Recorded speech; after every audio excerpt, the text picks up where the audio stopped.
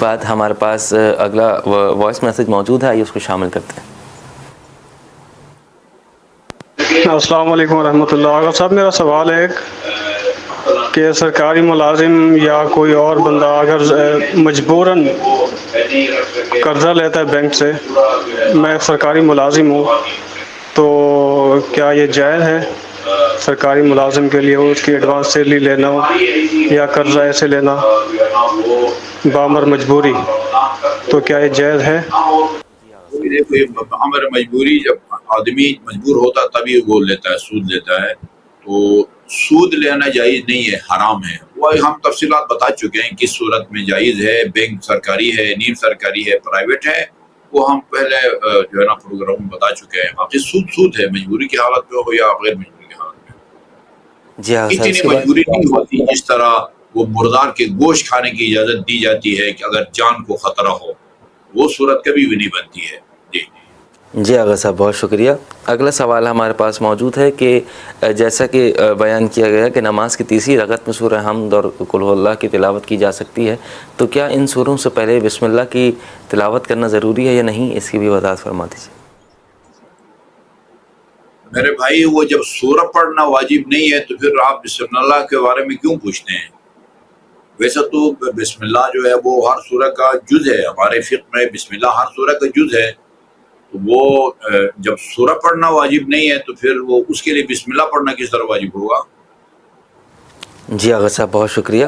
اگلے سوال کی جانب بڑھتے ہیں، اور انہوں نے یہ پوچھا ہے کہ آغا صاحب یہ بتائیے کہ خمس کی مال میں سے جو سہم امام ہے، کیا ہم وہ مسجد و امام بارگاہ کی تعمیر میں دے سکتے ہیں یا اس کے لیے بھی ہمیں مجتہد کے وکیل کی اجازت کی ضرورت پڑے گی؟ اس کی وضاحت فرمائیے۔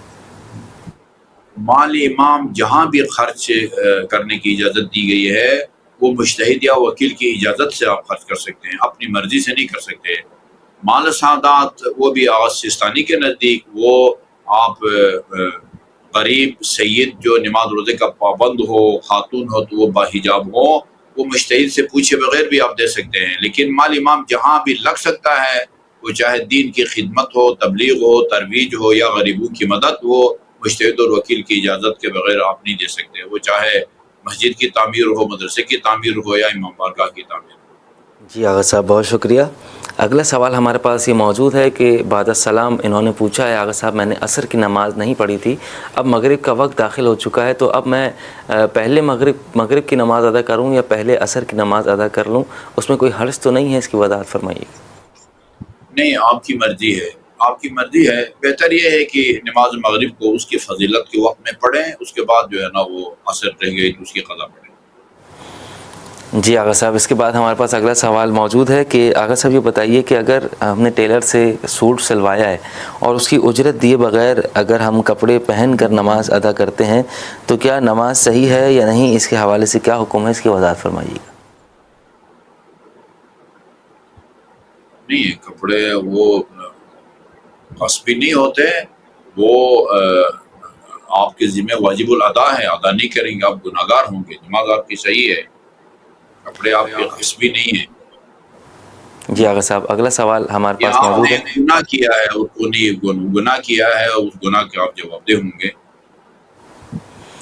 جی اگلے سوال کی جانب بڑھتے ہیں، اور بعد السلام انہوں نے پوچھا ہے کہ آغا صاحب مرحوم کے قضا روزے کا جو مد آٹے کی صورت میں کسی غریب کو دے دیں تو یہ قضا روزوں کا مد مانا جائے گا یا نہیں، یا قضا روزوں کے بدلے روزہ رکھوانا ہی ضروری ہے؟ اس کی وضاحت فرمائیے۔ آج سستانی کے نزدیک بدھ کافی ہے، قضا روزے رکھوانا ضروری نہیں ہے۔ جی آغا صاحب، یہ ہمارے پاس اب آخری سوال موجود ہے، اور انہوں نے پوچھا ہے کہ میرا سوال یہ ہے کہ میں اکیلے رہتا ہوں دبئی میں، کھانا بھی اکیلا کھاتا ہوں اور اکیلے ہی رہنے کی وجہ سے اکیلے ہی سوتا ہوں۔ مولا کا ایک قول پڑھا تھا کہ اکیلے سونے والے اور اکیلے کھانا کھانے والے پر اللہ کی لعنت، تو کیا یہ قول صحیح ہے یا نہیں؟ اس کی وضاحت فرمائیے۔ دیکھیں، یہ اس طرح کی روایات ہیں صحیح، لیکن جب آپ کی مجبوری ہے، اکیلے رہتے ہیں، تو پھر آپ کیا کریں گے؟ اب یا اسے بچنے کے لیے وہ اس ملک کو چھوڑ تو نہیں سکتے، نہ آپ نوکری چھوڑ سکتے۔ صاحب بہت بہت شکریہ، آپ نے اپنے